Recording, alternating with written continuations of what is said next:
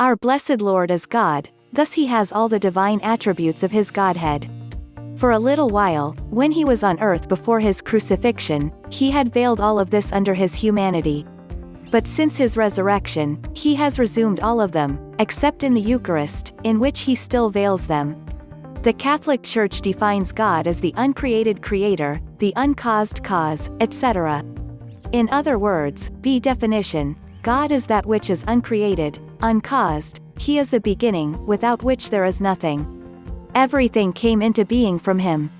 As such, there can only be one God, because outside of himself, nothing else can be.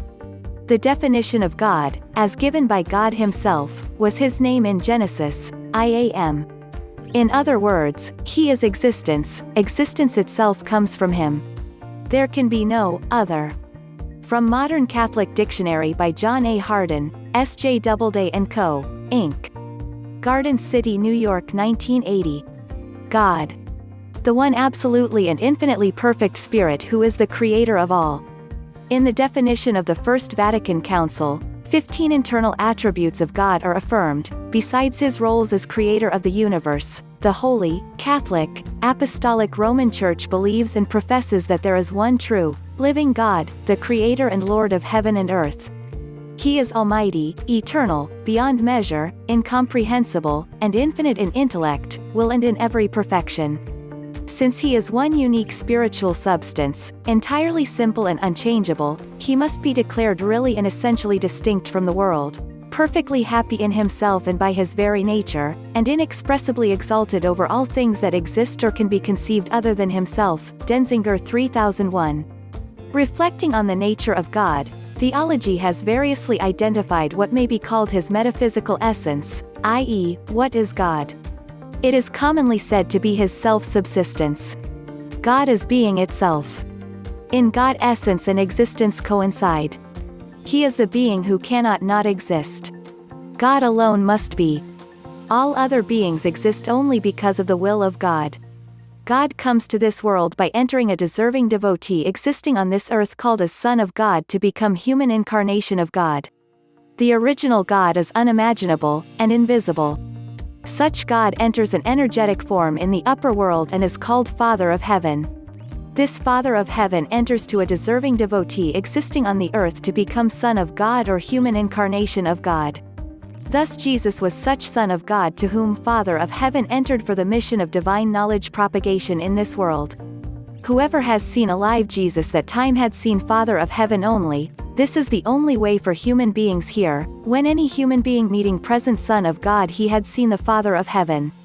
This was the reason why Jesus told to Peter that when he had seen Jesus he had verily seen Father of Heaven only. Let us analyze in detail these divine knowledge. The energetic incarnation in which unimaginable God merged is meant by the word, Father. Son means the human being component selected by Father in which the Father gets merged and such Son is called as human incarnation or Son of God. Since the unimaginable God exists in both Father and Son, both are one and the same because anything done by Father and Son must be the same due to the same common unimaginable God. Hence, there is no difference between Father and Son since both are the incarnations of unimaginable God only. Both are like the two hands doing the same work and two legs walking in the same direction. Jesus is the human incarnation like cotton shirt and the divine Father of Heaven is the energetic incarnation like silk shirt of the same person called unimaginable God. Jesus says that the Son of God, himself, will judge the souls and not the Father. The meaning of this statement is that though Father and Son are one and the same, you have to call the mediated unimaginable God by the name of the Son of God only since the Son of God, human incarnation, is relevant to this humanity and not the Father, energetic incarnation, who is relevant to the energetic souls present in the upper world only. When a person staying in the state of Tamil Nadu says, "Our Chief Minister," he is only referring the Chief Minister of the state of Tamil Nadu only and not the Chief Minister of Orissa, though both are the same Chief Ministers only. When you are staying in a state, the Chief Minister of that state is only relevant to you to approach for any grievance and not the Chief Minister of other state. This statement reveals only the stress of relevance of human incarnation for the humanity. The human being believing the human incarnation is always blessed by the absolute God, who exists in that very human incarnation only, and such devotee crosses over from death to life. Here death means the state in which God is forgotten, ref. Sanat Sujatiam of Mahabharata, and life means the state in which God is always remembered. It is crossing over the worldly bonds to reach bond with God. The believer in the human incarnation participates in the propagation of the knowledge of human incarnation, and such a divine servant will not be judged in the upper world, since her file will be kept inactive in cold storage. Other ordinary souls are judged and dispatched to the concerned upper worlds like heaven and hell as per the judicial inquiry of the file of the soul.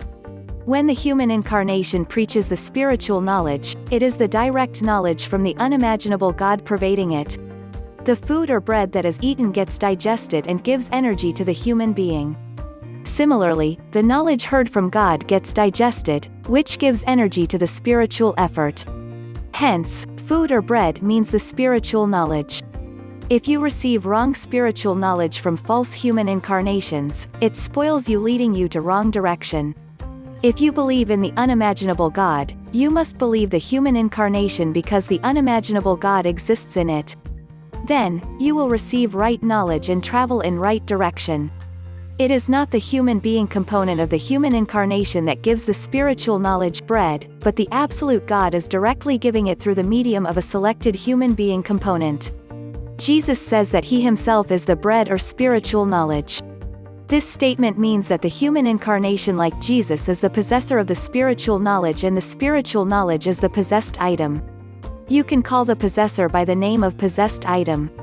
The bearer of apples is invited by calling, "Oh, apples! Come here." Jesus is also telling that the hungry person should come to eat the bread or knowledge.